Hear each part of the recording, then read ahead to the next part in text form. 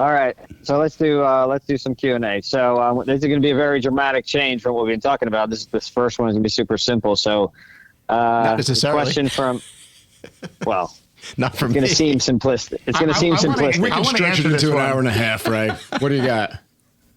So the question from Al was asking Delaware. Is that Al or AJ? I'm getting blind, so Al. I can't tell.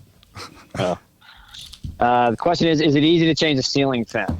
I want to answer that because I'm the worst at doing any of these kinds of things. I don't know. I'm pretty close. All right, me and Ed are the worst. I agree. I think he says change. There's a big difference between change and install a new one. So as far as change, it should be fairly simple. You turn the breaker off so you don't have any electricity. You take the old one down, look at the wires, and connect them to a new one. It should be that straightforward. So before we move on, if it's a new one, Johnny, would you agree? Did I say that right?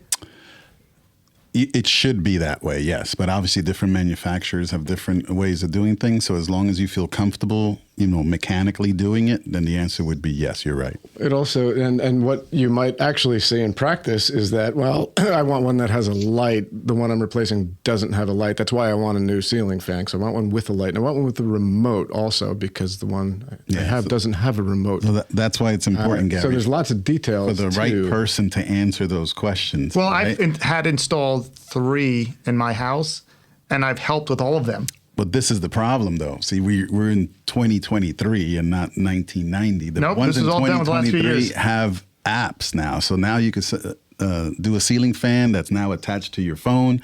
It's smart app, and it doesn't have a lot of the limitations that the other ones did. So to answer this guy's question, or I apologize, I didn't have his name. Al. So if you're, like Gary's saying, if you're replacing one that is existing and you're replacing it with a like or equal, it's exactly that. You do what's correct when it comes to electrical.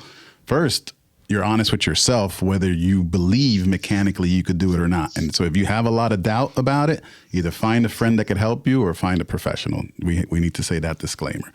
Number 2, if it is the exact same style and it's of the same vintage, what's interesting that you said a ceiling fan, there's ceiling fans with no light and there's ceiling fans with a light and the fan. And that has 2 separate feeds, right? So the blue wire, which is for the fan, if you had the ability and someone wired it the right way, there's one switch that will go just to turn the fan on and there's one switch that'll go just to turn the light on, right? And most houses, they didn't do that. But in houses that were having a fan in this particular location, they gave you the ability to control that. And you need to know that, right? Because obviously if you put them backwards, it's going to work backwards. That's number 1. Number 2 is if it's a new install and you're having to now wire this right from scratch, then you need to know that you need 2 feeds to this unit. And if you want them to work independent of each other, you need to take that into consideration. So you're not just sending it 1 hot, you're sending it 2 from whatever you're going to control it. But in modern times, and it's becoming that initially they were much more expensive, but now they're the same price. You could get yourself a replacement unit that is now Wi-Fi, Bluetooth, and has all these capabilities.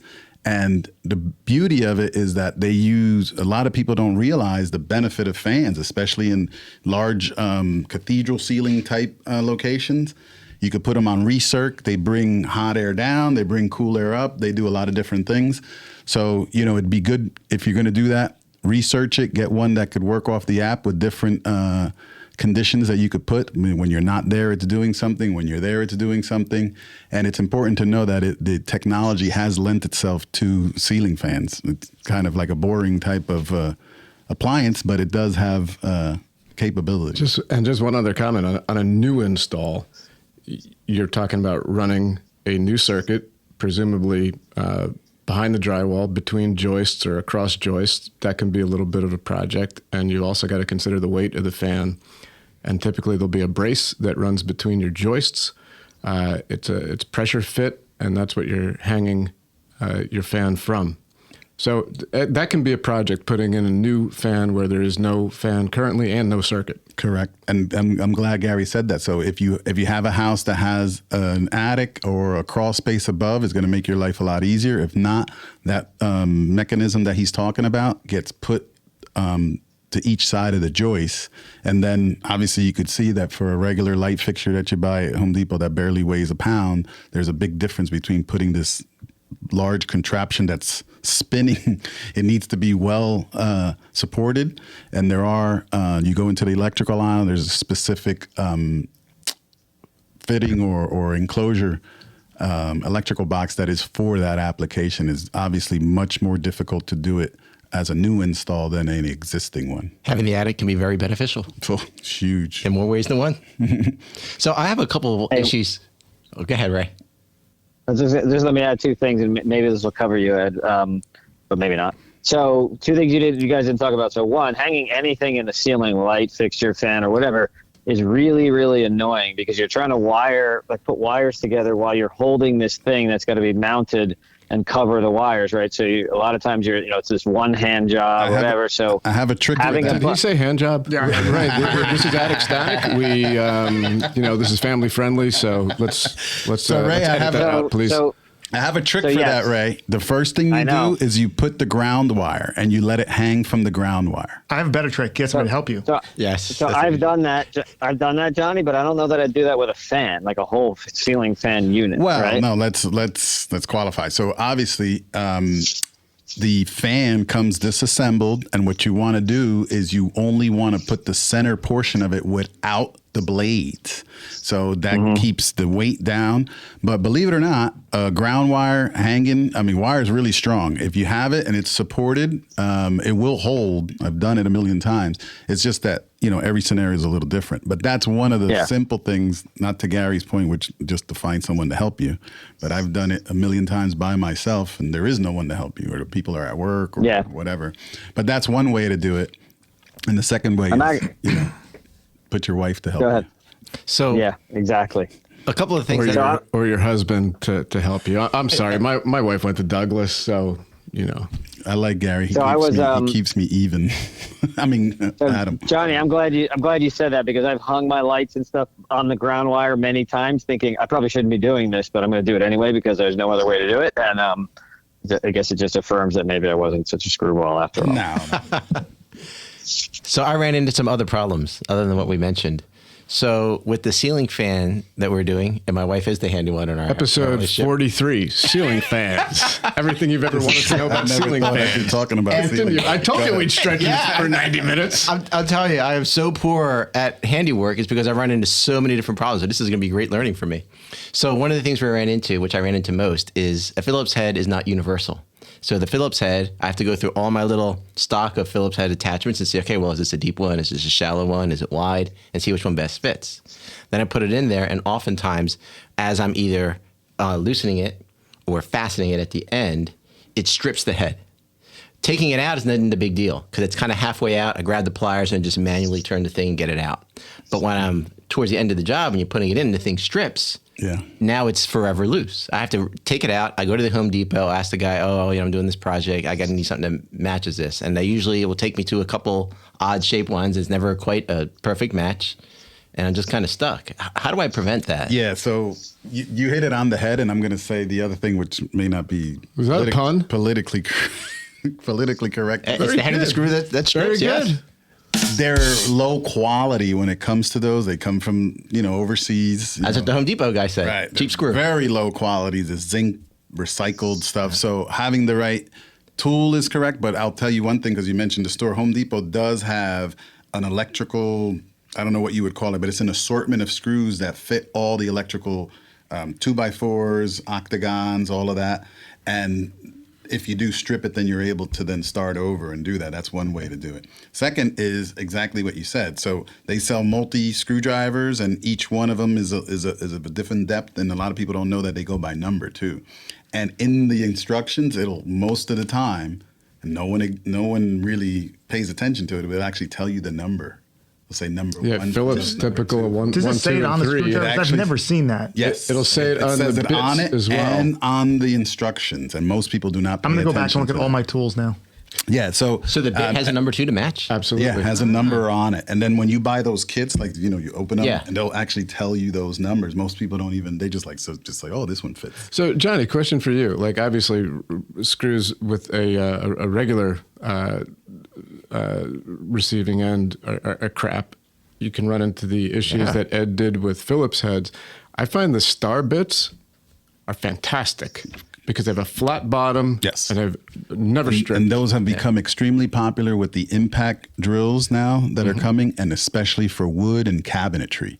But they have not migrated into the electrical. Most of them are flat. So if you look at the older style, they're not even star. They're flat screws or flat blade screws. And then now they have them half and half. It's like half a star and half flat. But picking the right tool, and personally, if it has the ability to use a flat blade screwdriver, use that instead of a star, and you're less chance of Instead of a star?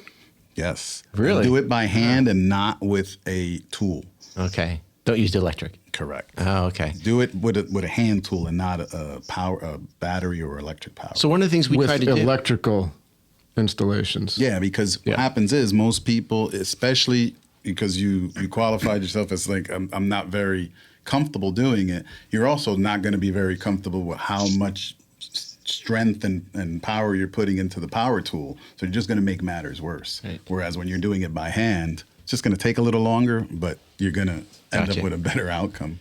So now the other thing we ran into, right, to try and solve that, which didn't solve the problem, and the guide to Home Depot, like you said, it's cheap metal. So we figured, okay, let's just take that back and buy the higher end fan. And I'll just don't use these tools. I'll take those tools back and buy the higher end drill bit set. And then sometimes the drill bits are the ones that strip, right? And sometimes buying that better fan, the screws that come with it still strip. Is there a certain brand of tools because I've been looking and I don't really care how much it costs. I just want a good set because I have no idea what to buy. Are you putting enough pressure on the head of the screw? I think so. Because when I put it in there, I push, and then I hear the boom, boom, boom, boom sound, and the thing is just, ripping right through the Phillips head sets. And I'm like, what is this? To cut to the chase, what I would do, I haven't run into as much as the fitting part of it, but just buy the black impact rated fittings. When they're impact rated, they're made for impact guns. Okay. And stuff that uses a hammering effect. So that's a generic category. It's not a name brand. Black impact. Yeah. So rated. usually they make them and they're not chrome coated because it's gonna release the chrome anyway once it starts impacting. So they're usually not coated. It's the best way to put it. They're black. So impact rated, and usually if you pick a name brand, we're not going to endorse any name brand, but if you pick a name brand and not something, Or we could in the future. I would love it. We're Sponsored? sponsors? Anyone?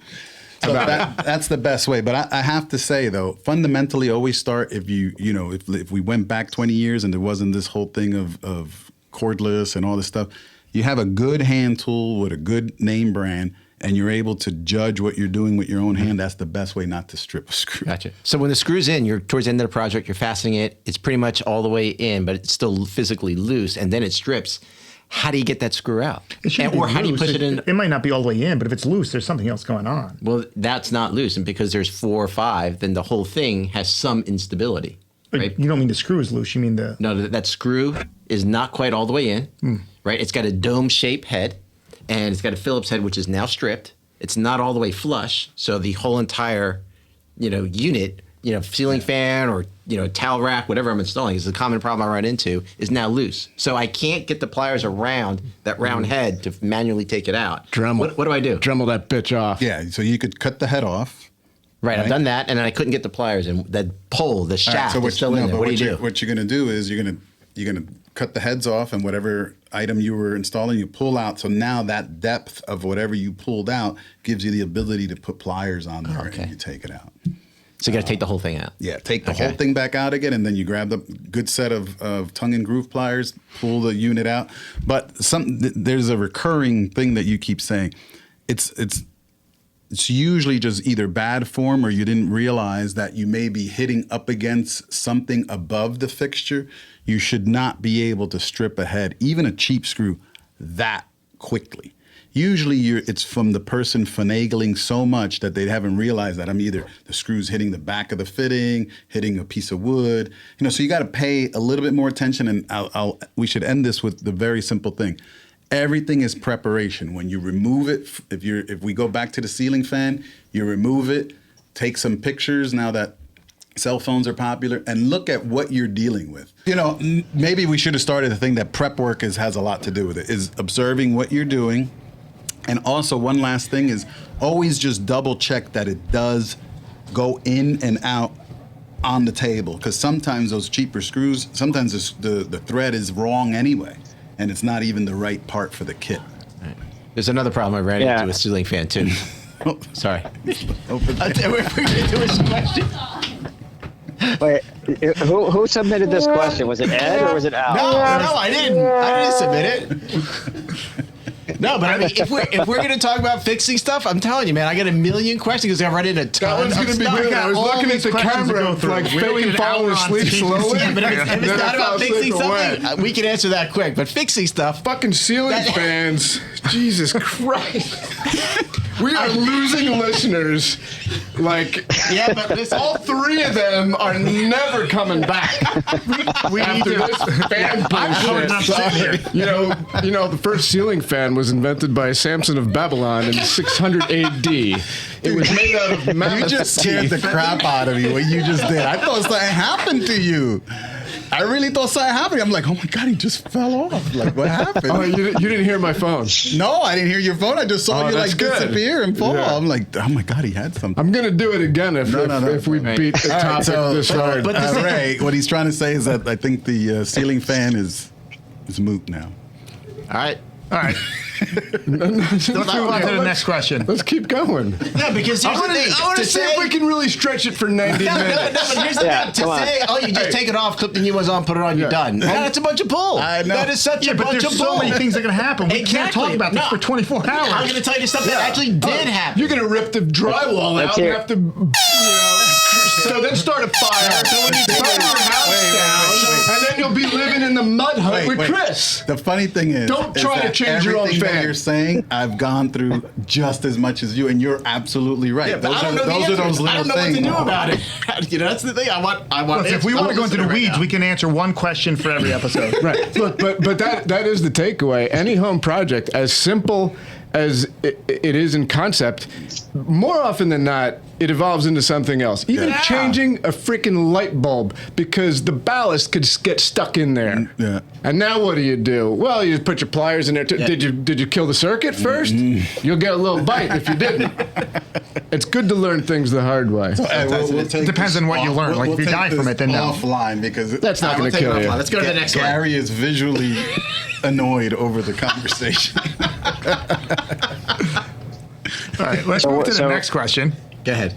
Wow. What do we got? All right, so the next one is a completely different topic. My husband and I want to buy a house, but we keep getting denied during the pre-approval process. What should we do? Well, this is from Angie. The house probably has shitty ceiling fans anyway. I would just bail. Stay where you are. Because it's a pain in the neck to try and switch them out. It's impossible. You'll burn the place down. So, Ray, real quick, is there any qualifying facts on why? No. Because, I mean, the first step is the simplest, and there's usually, and I can tell you, when you get denied a pre-approval letter, because I helped some people at work, and I saw a denial for the first time, other people, and they usually will give you the same as a commitment letter, but the opposite, like say, hey, you were denied for X, Y, and Z. So unfortunately, to answer that, you really do need, because let's just assume that they're trying to buy a house above their means. I mean, that's probably what it means. Right. So you need to go to a lower priced house potentially, or make more money. Right. It's also, what's your credit score? Do we have the credit score here? No. If you're sitting comfortably in the fives, pay your bills on time and try again in a year or two. If your credit is... And it's important to know, like if we look at numbers, and everyone here correct me if I'm wrong, 2008, a 640 was good, and then all the crises and COVID, now they say you need a 750, so things change over, and in 2008, the banks really did their job and said this whole, subprime thing's not going to happen again, and they tightened down. So people need to know the criteria. You could search that online, but because the question says pre-approval stage, they're very lenient on that stage too. So if you get disqualified, you need to sort of say maybe. I'm guessing that it could be a combination of a credit issue. So know your FICO score. Yep. Get all three. Make sure they're accurate. There could be errors on them. Also, how much are you looking to borrow? If your loan to value ratio is more than 80%, that could be an issue if you're asking for that much. What else could we be looking at here? Income. You want the loan payment to be 35% of your gross income. And if you're looking at loan payments higher than that, that could be a reason why you're being turned down. And I think the other issue. Go ahead, Ray. I was just going to say, Adam, you're talking about the debt to income ratio, right? Which is probably that and the credit score are probably the two biggest things, right? Yeah, loan payment to income. And I have another one, Ray. In that particular stage, they take very seriously what's competing with the mortgage payment. So if you have a car payment or anything so credit cards, believe it or not, credit cards, because the industry has convinced people just to pay the $15, $20, that doesn't compete with your $2,000 mortgage. They're worried more about large payments. So what I found people get denied is that they have two car payments, so two $500 bills, Right, that comes off of that gross income. Exactly. Deducted. So, sometimes people have to be realistic with themselves. If you're planning on buying a house and you have all this other competing debt, let's call it, they have to sort of tell themselves that maybe, we'll buy the house after we pay off the cars or something like that. Can also talk to a credit counselor. Yeah. I think the silver lining in that situation is if you're taking all those things that we mentioned about all your extra debt, if you have a lower income than maybe what you hope, you maybe get an extra job, then what winds up happening, maybe in a couple of years, you pay down some of that debt. You work in the extra job, and during those 2 years, you're now keeping your eye on that real estate market. You're looking to see what comes on and off the market. You're looking to see what things are selling for as opposed to what the asking price is, and you're educating yourself during those 2 years. So now in 2 years, you have less debt, you have a higher income, you're a more educated consumer, you've already seen what has happened in the market that you're looking at, and you're actually in a better off situation. Yeah. So you can turn that negative, bad situation into very positive. And that's a great point. Asking prices mean nothing. I'm asking $1 million for these dollar store pair of reading glasses. Anyone want them? It's $1 million. I'll give you a deal. I'll give you $100,000 off. You want them for $900,000? Ask price means nothing. Right. Look at what things have actually sold for. That's the value. The value of something is how much the highest bidder is willing to pay.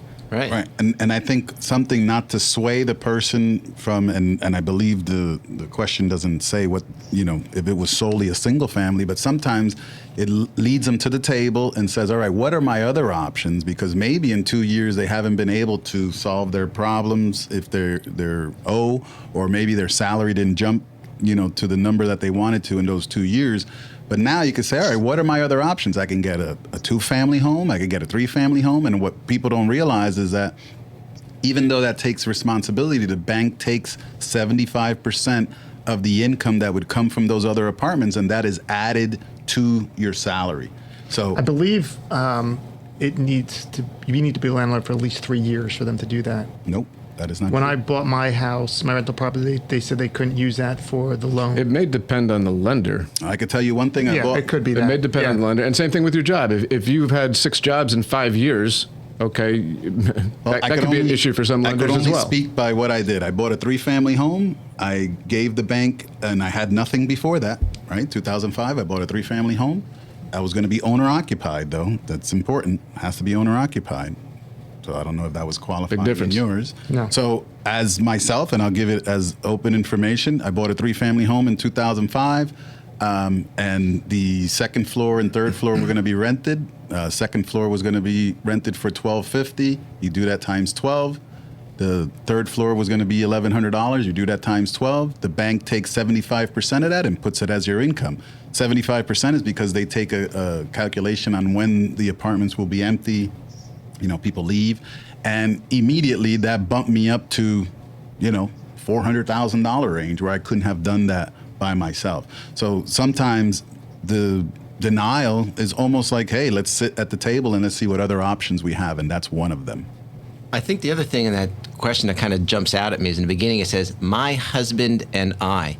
And what I think about that is oftentimes, my wife and I are talking about, how we're kind of perplexed that, a lot of other folks that we know, have the mindset of, oh, that's his debt, or, oh, my wife paid for dinner, or, oh, this is something that I spend my money on.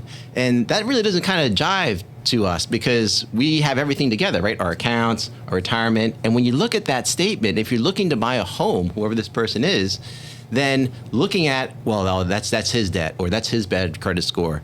That's not the approach because you're buying the home together. So the debt each of you have it together. And if it's maybe his debt, then you guys need to pay down his debt to bring the whole inclusive debt. And having that inclusive mindset of the entire team is key because you're not going to do it alone, but you're going to get rejected together. So you're going to succeed at those goals together. That's a really good point. You may be reading too much into the question, but if you're not, my husband and I, if they are separate, your husband may have some outstanding debts and some shitty credit. That's a possibility.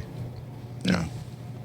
So I think that one is easily solved by really knowing the reason and being realistic of what you're trying to achieve. Maybe you have, trying to buy a house that you can't afford. Right. And achieve it together.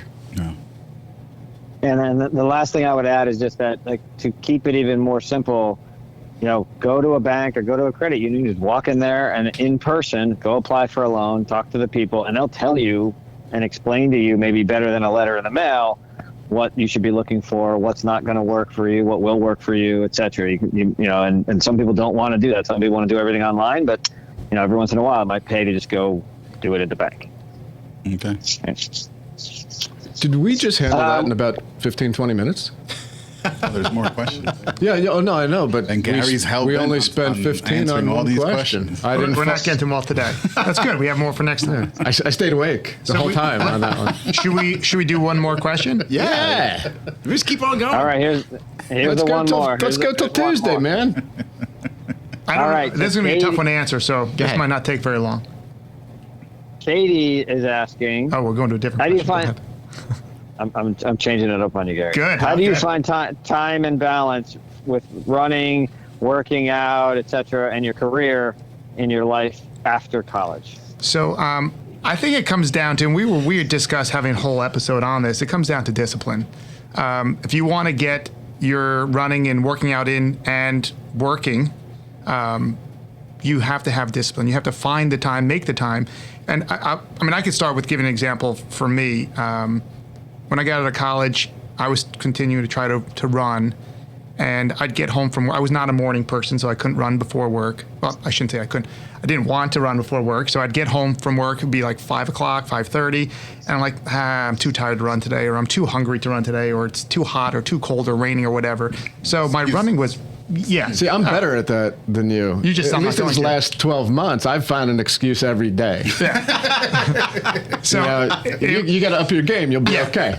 So it's very inconsistent my running, and I was not happy with. I wasn't racing well, and I had a friend who was like 10 years into a running streak. So I was like, you know what? I'm going to try to run every single day for a year to see if, one, it gets me more discipline, and two, if it gets me to run better. And I did. And you just make the time because you're like, well, I've got to run today. It doesn't matter that I'm hungry. It doesn't matter that I'm tired. You just do it, and then it becomes habit. The problem that ran into is that 5 years later, I couldn't miss a day. I mean, it owned me. So obsessive. Oh yeah, You can't And- break a streak like that once you have it. Once you got 5 years of running every day. correct. Yeah. And then I But ended was up it a problem? You're saying it's Oh, it almost was a like you're problem. saying it's a problem. It's a Why? problem because you need recovery. You need rest. I'd run a marathon. I'm like, well, I got to go run at least. And my thing for a run was at least 3 miles. I mean, these running streak people are. I got to tell you, I think they're crazy, but it's a mile, and to them, if you basically walk, it counts. I'm like, no, it doesn't count. If you're not running, it doesn't count. Like if you run normally a 7-minute mile, you can't run a 15-minute mile and say that counts as my run for a mile. But either way, do whatever you want. But my thought is it really comes down to discipline. You just have to be disciplined and set the time. And if it's important to you, you'll do it. And if it's not, you won't. I mean, is it important to you to go out drinking with your friends instead and get up, 5 minutes before you have to be at work? Or is it important to make sure you make the time to go for a run or go to the gym or just take care of yourself? And the thing is, if you start early, when you get to be our age, you look as good as we look. and you're as healthy as we are. I mean, which is pretty awesome. I wouldn't set the bar like that's kind of unrealistic, for most people. Gary, just saying. So, I mean, that's my thoughts, broad response, but I'm sure everybody else has other things. Ed, I'm sure, has a very good response. So let's hear what you have to say. I think one of the key things that I found in my life is integration. And it's important to integrate things together because having things separate, you'll never have everything in your life. And so by integrating things that's comfortable for you, comfortable for your partner, comfortable for those who are important to you, is really something you need to think about as how can you integrate. For instance, maybe you have children. If they're young children, we used to have a jogging stroller. And so rather than go out and take the kids for a walk, we'd go for a run in the jogging stroller. Then we had a double jogging stroller. I think I pass it over to Adam. Those are wonderful. One great. safety note, though, it's great when you're going downhill. The jogging stroller, will go on its own, and you don't have to hold it anymore, which is nice. You can get an arm swing going. But there's also a safety strap that will trail the stroller. And if you step on that, your ribs will hit the handle, and you'll feel that for a few months. It sounds like that's not theoretical. It sounds like that's I learned everything the hard way. Yeah, so be careful. But yeah, jogging stroller is awesome. It's awesome because it's a good way to give an infant a nap too, or a toddler to fall asleep. I have a question about the question and your perspective of it. I mean, the way it's stated is like running, working out. That is like a staple of everyone's life. Yes. What happens if you're a person or a community or a bunch of people that I know who never work out and they never run and they never do any of that? I mean, what's well, that's their problem. So, but I'm saying is do you see that as abnormal? It doesn't mean you're healthy. I mean, I think it's always important to take care of yourself. Eating right, sleeping right, exercising. But exercising could be anything to you. It could be like going for a bike ride. It could be going for a walk. But you should. But this is where I'm getting to because I could see it. I could sense it. So your connotation is that if you're not working out or you're not doing that, you're unhealthy. And I know plenty of people who never worked out their whole life and they live till 90-something. There's always anomalies. No, I know a lot of people. And I can include... There's people who smoke and live to 100. That doesn't mean it's what you should do. So I'll give you guys a little insight, right? So in our circle growing up, right, we went to church a lot and we had a whole community of people. And I'm going to tell you that in that community of people, I don't know... maybe but 5 of them that worked out. Well, okay. Right? But I see of those people, what were their occupations? I mean, they worked at factories, they worked in offices. So what I'm saying is the whole thing of this question of saying, well, how do you find time to work out and run or work out and orbital or work out and do whatever the other thing is? Maybe you're not a runner. But let's say that there's a whole community or a whole group of people who never work out. Well, so you're just questioning the premise of why would I even bother? But we're getting away from the question. The question is, this person wants to do it. How do you find the time? But he answered it. But I just had a vision of this and saying, wow, like this whole thing, like if you don't do this, you're an unhealthy person. So how many people do you know who are older and you're walking behind them up the stairs and they're like out of breath just walking up the stairs because they don't take care of themselves? I mean, I just don't believe if you're not going to be doing some form of exercise, where it's your work is exercise, potentially if you're a factory worker, or you're doing it on your own, you're not going to have as fulfilling a life because you're not going to be able to enjoy your life as much. So you might have longevity, but you're not going to be able to enjoy it as long. And even if you do have longevity, maybe if these folks worked out, they would all made it to 110. Yeah, I don't know. I guess my thing is that I've met more people who just tripped down the stairs and broke their ankle, and that affects them their whole life, and not the fact that they didn't run. That's number one. And number two, I know a laundry list of people who are old and can still go up the stairs who've never worked out. Have they had generally active lives? Or sedentary? They just do a normal life. You know what I mean? But so would you say they're generally active, or are they sedentary? I've never seen my mother work out, but the only thing that has affected, she fell down the stairs and messed up her hip. That affects her day to day. But the fact that my mom never worked out. There's always, but Johnny, but Johnny, I'm confused. So 2 things. One, yeah, we're definitely off the point of the question, but it's just important. To go back to your mom, right? So your mom, from what I could tell, is always doing something. She's cleaning the house. She's cooking for someone. She's going to church. She's coming back from church. She's going to help somebody at their house because they needed help. So your mom is probably different than a lot She's of an people, anomaly, right? She's but not. it's also she's not but sitting she around Sounds watching like TV. she's So- very active, and she's not sitting there with the remote eating ice cream. Because and we're airing this out, we should really let the listeners, as long as you live an active lifestyle. Yes. Okay. Integration. You're integrating activity. Active lifestyle. And that's what I was trying to get to. It's like Yeah. this whole thing of a specific thing, because I'm going to be honest with you. And I know that I'm a maybe, but waking up for me and running 3 miles to nowhere and back home is like something that my mind can never wrap itself around. I get from my house to the corner and I'm like, why did I start this to begin with? Like, why am I even here? Like, I need to go back you home. need a reason for doing any of these things, right? And for me, and a lot of people who run, it's to race. I mean, I like to race, and I like to race well. So if I'm going to do it, I got to run. So that's I'd say a small percentage of people have achieved that level where you can race and race successfully, and that's awesome. Other people run because it kicks. Ed explained the endorphin thing, right? Runner's high, and it's also me time where I don't have to worry about kids, the spouse, anything else, because I'm just running, and it's a meditation in itself. I've solved a lot of life's problems on my runs. See, I'd like you to elaborate on that more than just like, hey, I believe this is what I should do. It's good mental. I mean, what's happening when you're out there doing running, it? you're there for an hour by yourself. You have a lot of time to think. Introspective time. moments, yes. But getting back to this person's question real quick, consider how many hours per week of screen time you have. Look at your iPhone. How much time you spending on your phone? What are you doing? Hey, we haven't said the word spreadsheet yet. Do a spreadsheet. There's only 168 hours in a week.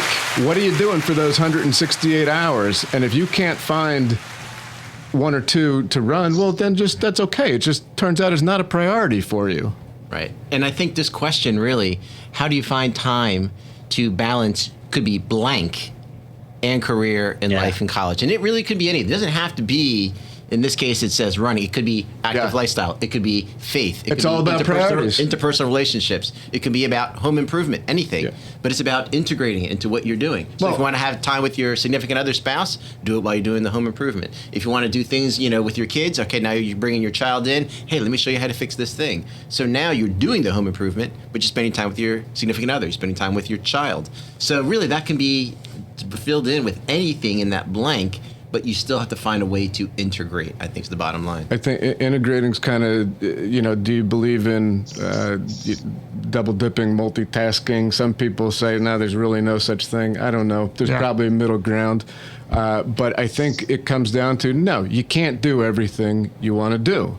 We go to school, we kind of pick one major, right? When really, there's 500,000 majors out there. You're only interested in one thing? No, there's a ton of stuff, but you got to choose, you got to prioritize. And in the 168 hours a week or 24 hours a day, it comes down to your priorities. And really, don't sweat it, because you're going to end up doing what your priorities are anyway, as long as you've had enough introspective time and not get smacked in the face by a falling ceiling fan. The ground wire. And by the way, don't try and put one in your mud hut, because unless you have some kind of structural support, it's going to just, and depending on the angle of the dome, it's going to just spin mud around you. And that's just the prehistoric version of the shit hitting the fan. To the fan. It's the mud hitting the fan. So Gary, you said something interesting. I'm just trying to stay awake, a man. morning person. No, Are I you was running not. in the morning? No, I was not a morning No, person. I know. I am You're now. not. Yes. How did you change that? Because that to me is important. It's kind of a long story. I mean, I used to get up 6:30 or 7, which doesn't give you a whole lot of time, but I do have friends that will only run at 6:30 in the morning, so I forced myself to go run with them. But now I don't have to, because with things that have changed in my life, I'm pretty much up at 5 o'clock, and since I'm already up, I can't run at 5, but I can run at 6:30 because I'm up for an hour. It takes me a good hour to wake up. But that's now. But how did you initially, while you were working and balancing your life? Most of the time I ran after work. And any time I ran before is because I had people who were like, hey, we have to run at 6:15 or 6:30, and I'd get up 5 minutes before and get out the door and go run. So peer obligation and stuff like that. Yeah. So. But to just back, it's when people say they don't have time, like there's a difference between, I guess, trying to fit in and saying I don't have time. And my thought is, when people say you don't have time, it's not a priority. You know, and I read this one thing. They said, instead of saying, I don't have time, replace it with, it's not important to me, and see how that goes over with you. And if it's okay, then move on. But if it's not, figure it out. So it happened to me. So this happened to me the other day. So we were leaving to come to Oregon on Tuesday, and I was doing all the things that needed to get done. I said, I still have to mow the lawn, and I didn't work out today, and I want to do both. So I just put on a 20-pound weight vest and I mowed the lawn with it, and then I moved on. Right? Because that's awesome. Yeah, I thought you were going to say you chewed the lawn. I thought you ran. Crawled along. You ran while you're pushing the lawnmower. Yeah. Well, and I have done that too. I have done that too when I had the real mower without a motor in it, and I would just run up and down a lot. Yeah. And the but, neighbors got the psych ward on speed dial. They all know him, so they're all good. That's a great example, right? A few years ago, I went to a medical continuing education conference, and the speaker, said something that I thought was great. He said, for people who don't choose to make time for physical activity, then you'll be forced to make time for pathology, disease later on in life. That's a good one. I have a saying. Exactly right. If you don't take care of yourself today, somebody will have to take care of yourself tomorrow or in the future. Or sooner. Yeah. Than later. Or now. Yeah. If you fall off the chair. Yeah. Well, look, so we're all, I don't know, we're all 50. You're not 50 yet. We're all 50 something. 48. How many of your peers, your guys' peers, and Ray, you too, do you know that have just, sort of become, well on their way to being decrepit because they don't people. take care of themselves? Most of my friends are like runners. We know, yes, Gary. Well, you guys aren't. We're not. Yeah. Not decrepit or not rubber runners. Yeah. But most of the people, But, I don't know. I don't hang out with anybody who is not active. Okay, well, so instead of Cool. Adam's question saying most of your friends, what if you just say most of the people you know? So Peers. let's say think about all the people that you work with that are in your age category, or the people that you run into. Like, I would see it's easy to say that more than half, if not 70, 80%, are in that not so great category. Like from what I know, I would the agree. people that I work with. Probably. And I guess, so the question is, how much of that is genetics and how much of that is priorities? Well, I think what it ends up coming down to is percentages, right? Because nothing is going to be, guaranteed, but it's all statistics in terms of probability. So the only thing we're really doing by choosing to be active is increasing the probabilities, right? That hopefully we'll kind of, have less risk for disease. It's not a guarantee, though. We can do everything right, have a great diet, exercise. Anything could happen. Anything could happen. I had, exactly. and you would know, but back 30 years ago, I had a girlfriend. She said, "Why even care about running and going to the gym? You could get hit by a car tomorrow." I also could not get hit by a car tomorrow, and I think I'd rather, go off the odds. You know why? Because now you can outrun that fucking car. Yeah, and I did get hit by a car once. Yeah. I totaled it. Did you? Nice. I got hit by a truck once. Right. Yeah. It was parked, and I hung on to the ball. It was a touchdown. And actually, from a rehab We just didn't have the pylons like where I could see him, and it just kind of caught it almost out of bounds. And I just Cool love scar. the way he just his whole thing was, you don't work out. That is like a like almost sacrilegious. I love that. But no, you don't, man. You picked it apart, and we came to something we agreed on. That was a little bit of a softened position. I believe that it's being active. Being it's active. how you change the way you are, because I have to say, one of the biggest problems I've had for my whole life is I'm not a morning person. But for a variety of reasons, like physically, my sinuses are swollen, I'm all this stuff. And it's like when I hear that someone's able to change this thing that you've done your whole life, I want to hear that.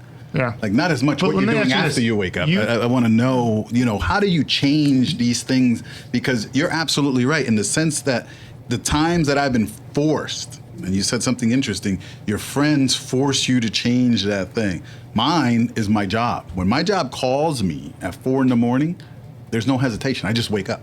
Yeah. I deal with the problem. I deal with it at 3 o'clock in the morning. But to do that for myself, So let me ask you this. So where are You- your priorities, I'm- man? At you're your an active- employer? your job is I'll do it active. after. Like he said, I'll do it at 6 o'clock, 7. You ask me anything after I wake up, Your job is very active. it is. So it is, on it a is. typical day, how many steps are you getting just from working? A massive amount. Like 20,000, 15,000? He may be But burning more we can calories look at than the you, thing. Gary, So because the you're like a biggest thing- super efficient runner. He Right, could be but the burning more reason I'm than the saying you. biggest is to be- thing that I have is there's a bunch of stairs at work. I'm up and down stairs. So like, you say you all don't the time. exercise, but that is exercise. It is, but it's just that whole definition of like you're doing this one thing. I'm going to this gym. So I used to go to the Y in Metuchen, and it was like one of those unnatural things. It's like I used to go there and be like, Well, it's like Ed said. You've integrated I into can't your work. I think you it's know what? important to We keep want to in go mind- hit the sand courts at Bush campus. All right, we're integrating exercise into sport. and it's kind of the same thing. Ray, and that's why I love the man to death. Like they invite and they got into the rhythm of doing the volleyball. That to me, that's more like a recreation. And I'm Yeah, doing it. and I think so we on and have to so keep in forth. mind the average person sits for 8 to 10 hours a day. And if you're sitting at your desk and then coming home and sitting at the table eating dinner and sitting and watching TV, you're not. No, I don't. But if you're doing that, which most people do, that's not healthy. Sitting is the new smoking. Yes. Isn't that true, Ed? Yes. That's why I started Very true. smoking because Yeah, you Because he don't wanna wasn't sit. sitting. it was. Well, did you ever hear the benefits? What happens when you stop smoking? Like you don't get those benefits unless you start. That's true. Let's just stay seated for a week here. Let's just blow through 50 episodes I right got a now. whole bunch of cigars downstairs if we want to. We'll smoke. We'll sit. I'll have to pass on that one. Now, I have a question. This one went as long as the ceiling fan, but yeah, you guys were willing to participate in that all day long. How long so can you it's take like- up talk about a ceiling fan? It's the problems that occur with it that have happened in real life. Well, you see how life is when it's something that you like. You Wait. See, he fell again. If there's only so many people who are going to care about installing a ceiling fan, but when we're talking about health and stuff, more people are going to be no, interested. it was about They should. running. They should. Well, it's talking about health. It was Let's running. be fair. It's talking about health. Right, they should be more interested. Yes. About ceiling fans? No, about health. Oh, wait. They should be. They should be. So seriously, should we? I believe that the audience should know your accolades in running. Could you say a little bit about it? Seriously. Once Adam gets back on his chair, Adam, this is serious. I mean, listen, I want Gary to let the people know why he's so adamant about running. And, Look, you don't have to be what his good. accomplishments You don't have to be are. good at anything to be into it. I agree with that. But you're very good at it. It's a relative term, and we talked about like most of the people I hang out with are active. I think this came up in one of the episodes we discussed earlier. I've learned years ago, you surround yourself around people who are as good or better than you, not people worse, because you don't want to be bringing them to bring you down. As good of a runner as you think I am, I have a lot of friends who are better. So it's easy for me to think, yeah, I run well, but I have other people who are my age or older who are better. So they Gary, push me. how is Few and far between.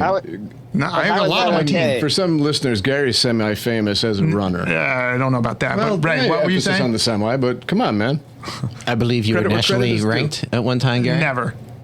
Not even Never? close. But Ray, what were you How saying? about ranked in the state of New Jersey? I don't know if there is rankings, but it's Ranked still in your town. it doesn't matter. definitely. But it doesn't matter. Listen, I Gary. ran a race one time. I wasn't even the first, second, or third Gary to finish, All right, first- and that's not even a fact. Gary, what's Yes. your fastest marathon time? Let's just put it 2:32. that way. Okay, so 2:32.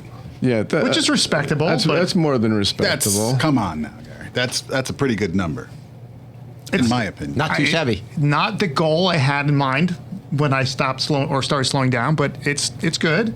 I can't be unhappy with it. You have to accept things at some point. You never Which want one to. is it? Chicago? It was the one you were at. The one that you finished right after the Philly, Yeah. Philly. And we're remembering this 20 years and 6 months It was after the fact. It was 20 years and 5 months. You're exactly right. Yeah. Yeah. But Going back to the original question. Sorry, guys. anyway, so Philly Marathon. This guy comes in 18th or something. 16th. Sorry.